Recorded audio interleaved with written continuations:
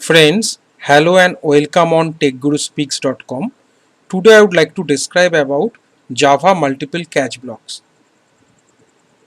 In Java, for exception handling, it is possible to have more than one catch statement in the catch block as demonstrated below. Like this code snippet shows that the try block is basically associated with multiple catch blocks. Though here only two catch blocks are shown, and each of the catch block is associated with a particular exception type. Like this catch block is associated with exception type 1 and this one is associated with exception type 2. So in that way they have been written. When an exception in a try block is generated, the Java treats the multiple catch statements like switch case statements. The first catch statement, whose parameter matches with the exception object, will be executed and the remaining catch statements will be skipped. On exit from a catch block, normal execution continues unless there is any pending exception that has been thrown and not being handled. If this is the case, the method is aborted and the exception is propagated up the call stack of methods. So that is the concept behind the Java multiple catch blocks. Now I'll be demonstrating you this particular concept with the help of a coding example. So it is done using the NetBeans IDE. So for example, I have taken a code named except02.java. It is basically having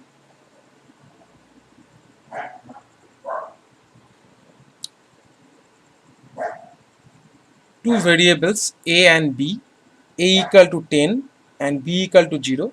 Both of these are int type variables. We have another array named arr, which is also of type int and it is having 10 elements. Then we can have a string named str and it is null, that means it is not been initialized. Now we are actually trying to generate a random number by calling math.random method. Like math is the class name which is a member of java.lang package and random is the method of math class. It is a static method, that means a class method. So this particular value will lie between 0 and 1. So this is generated randomly, remember it, and the variable double type variable n will store the value. Now just have a look at the try block here.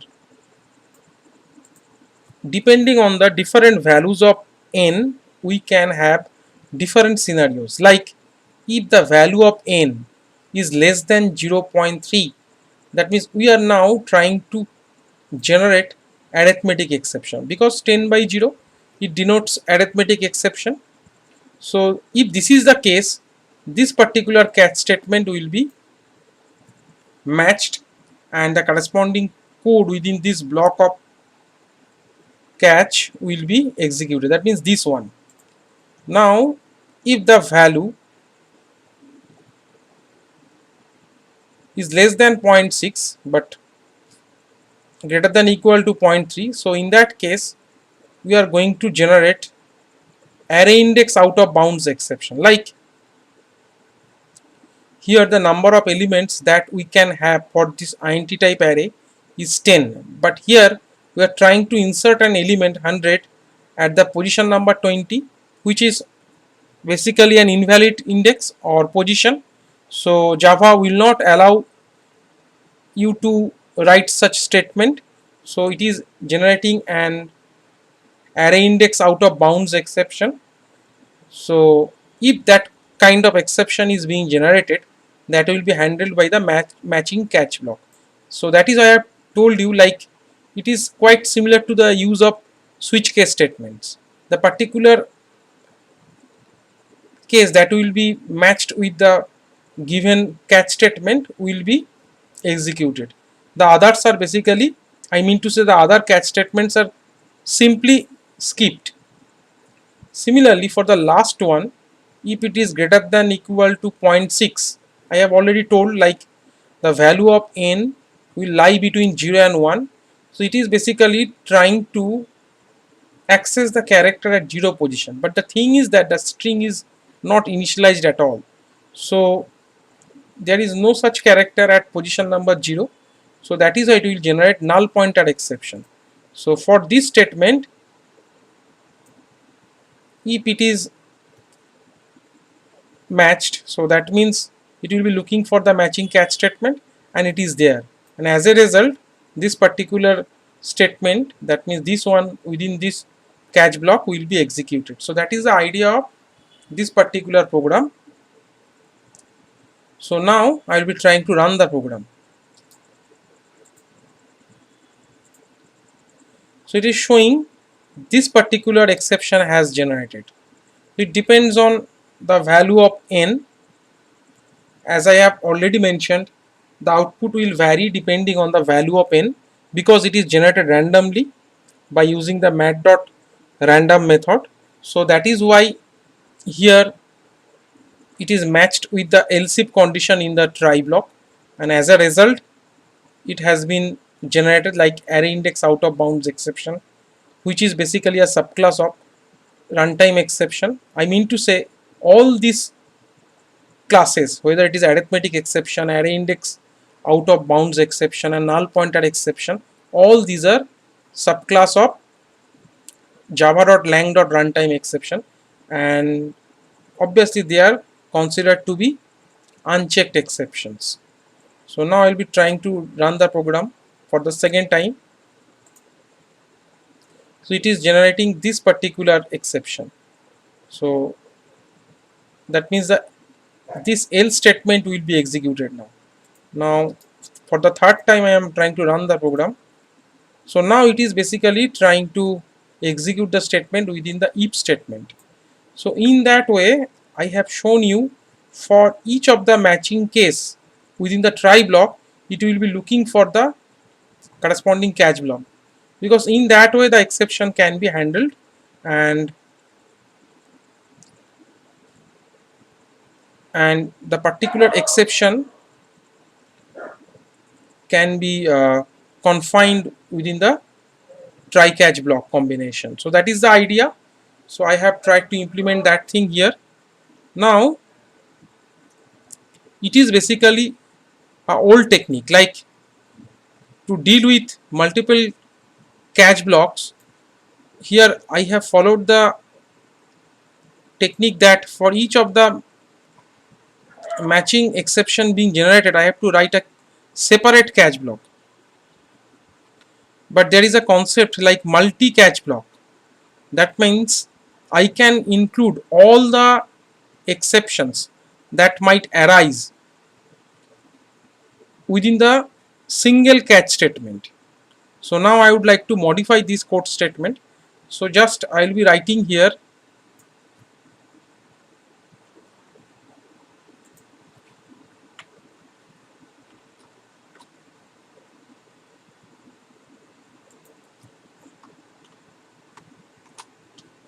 the concept is basically introduced in Java SE7.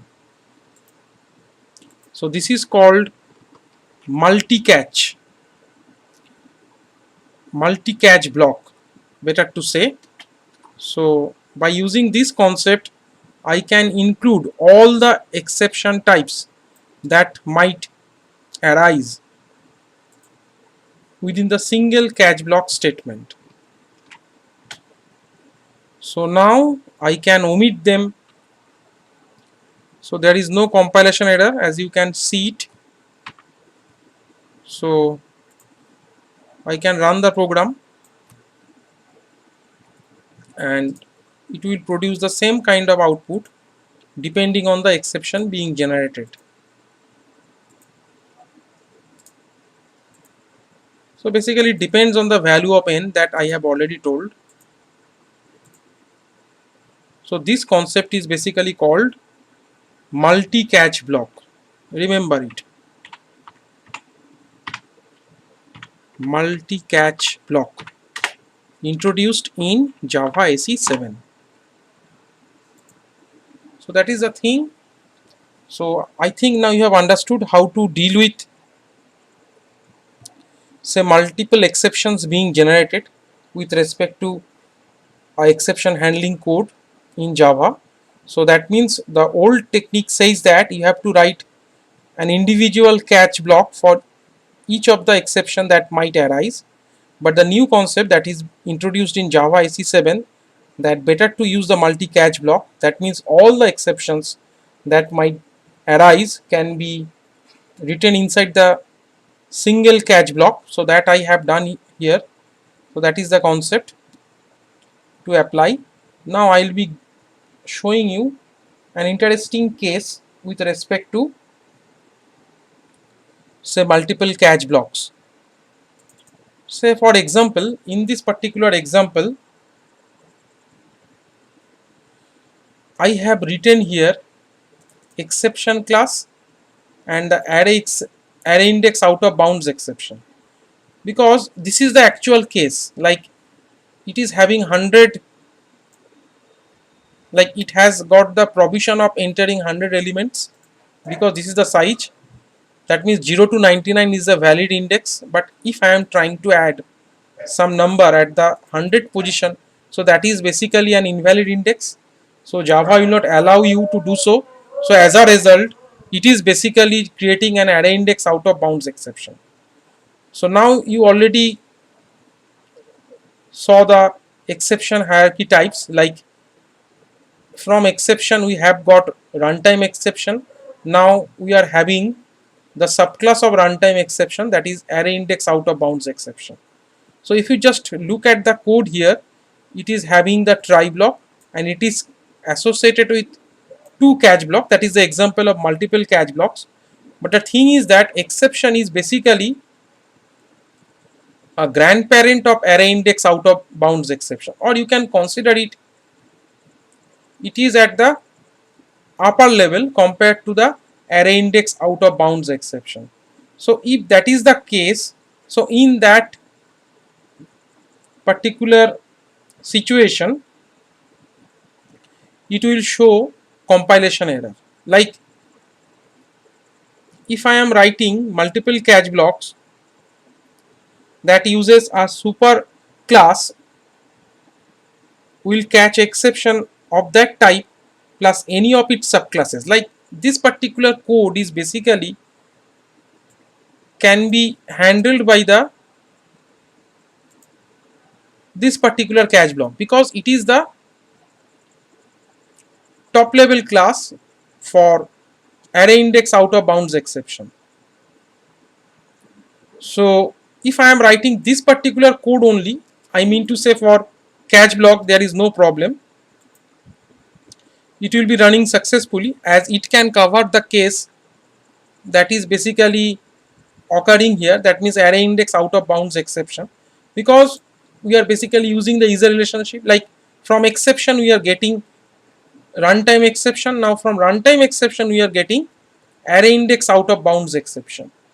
So if we are having both of the catch statements together, it will give you compilation error, because this particular exception is already been covered by this catch block. Thus a subclass would never be reached if it came after its superclass. So that is why, since it has been covered, like I mean to say, if that kind of exception is being generated, it is being covered by this catch block. So there is no need to use this catch block. So that is why this particular compilation error is coming, because this is considered to be an unreachable code. So that is why it is showing compilation error. Now if I just alter the sequence of the catch blocks like this, first technique that I have applied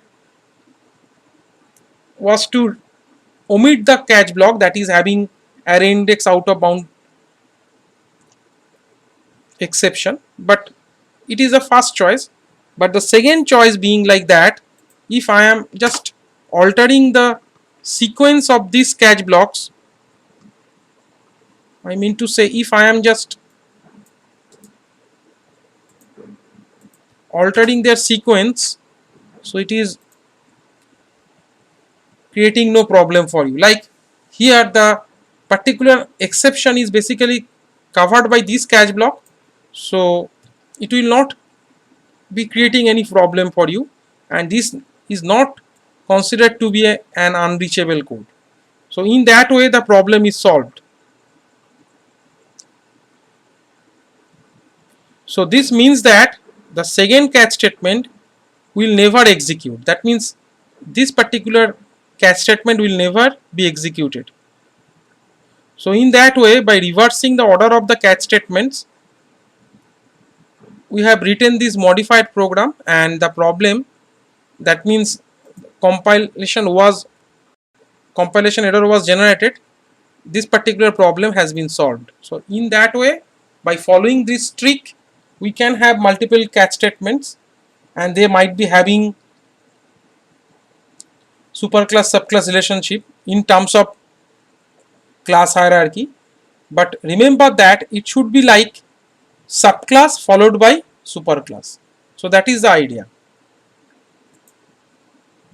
So remember that only the subclasses version of catch block is executed. It will never be executed, but it is not an unreachable code because it is not needed.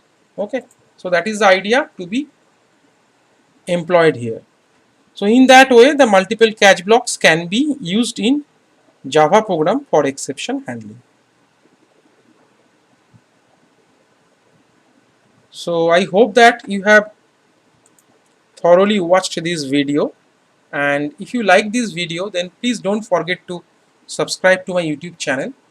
So this is the URL of my YouTube channel, and please visit my website techguruspeaks.com.